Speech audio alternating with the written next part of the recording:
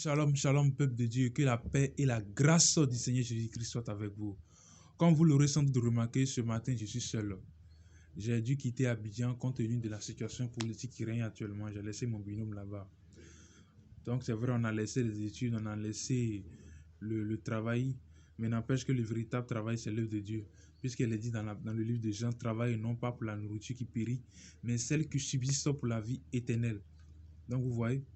Donc cette semaine, je suis chargé de partager la parole de Dieu avec vous. La semaine prochaine, ça sera le tour de mon binôme.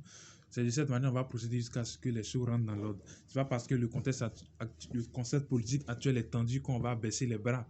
Non, je crois plutôt que c'est le moment approprié pour redoubler d'efforts, pour gagner des âmes et pour œuvrer, pour que la gloire soit rendue à notre Seigneur Jésus-Christ. Donc ce matin, sans trop m'étaler sur cet aspect, on va partager un petit verset dont le thème est vraiment très important et ça concerne aussi bien que tu sois chrétien ou musulman, peu importe la dénomination de ton assemblée, je pense que ça nous concerne tous. Il s'agit de quoi?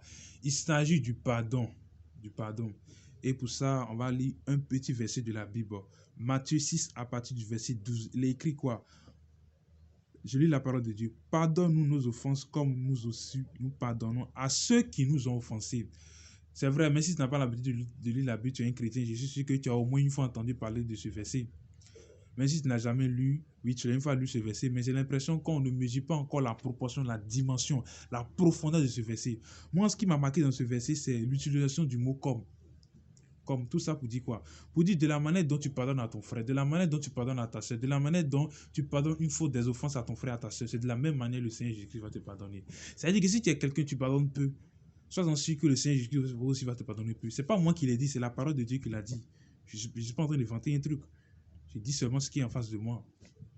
Si tu es quelqu'un aussi, on t'offense et puis tu dis tu n'es pas prêt pour pardonner.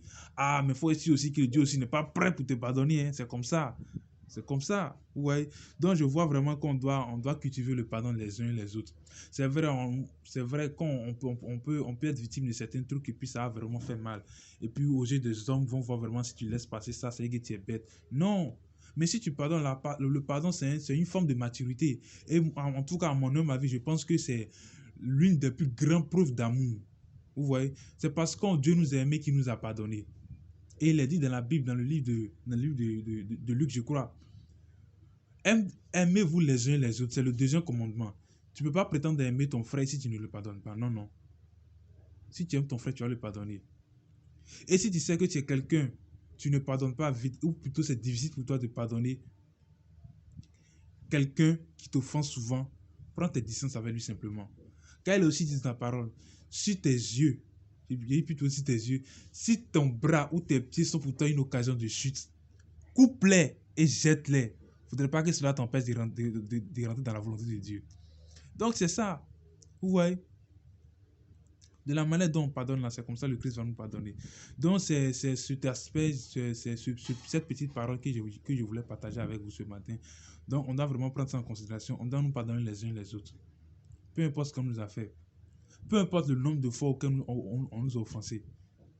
Dans le livre de Matthieu toujours, Pierre a demandé à Jésus-Christ combien de fois on doit pardonner à notre frère s'il nous offense. Dieu a dit 700 fois 7 fois. C'est-à-dire beaucoup de fois. Elle dit, plus au fur et à mesure qu'on va commettre des impairs envers notre personne, plus on a pardonné. Parce que nous-mêmes, on a quitté à quelque part. Quand on est dans le monde, on a commis des choses. On a fait des choses qui ne sont pas bonnes. On n'est pas parfait. On a un gros bagage derrière nous. Mais malgré ça, Jésus-Christ nous a pardonné. Et nous sommes venus à lui. Maintenant, pourquoi à notre tour, on ne doit pas pardonner? Il ne faudrait pas qu'on soit égoïste. Donc, en tout cas, c'est ce que je voulais partager avec vous ce matin. En tout cas, moi, cette parole qu'on dit souvent, nos petites vidéos qu'on fait, c'est vrai, ça vous concerne, ça nous concerne d'abord, nous. Ça nous concerne, nous d'abord, avant de vous concerner. Donc, vraiment, qu'on prenne en considération cet aspect pour que vraiment il y ait toujours cette fraternité parmi nous. Le pardon, c'est très essentiel. De la manière qu'on pardonne, c'est comme ça que Jésus va nous pardonner. Donc, c'est ce que j'avais à partager avec toi ce matin. Je te remercie d'avoir suivi cette petite vidéo et puis à la semaine prochaine. Que la paix du Seigneur Jésus-Christ soit avec vous et que Dieu verse la Côte d'Ivoire. Soyez bénis.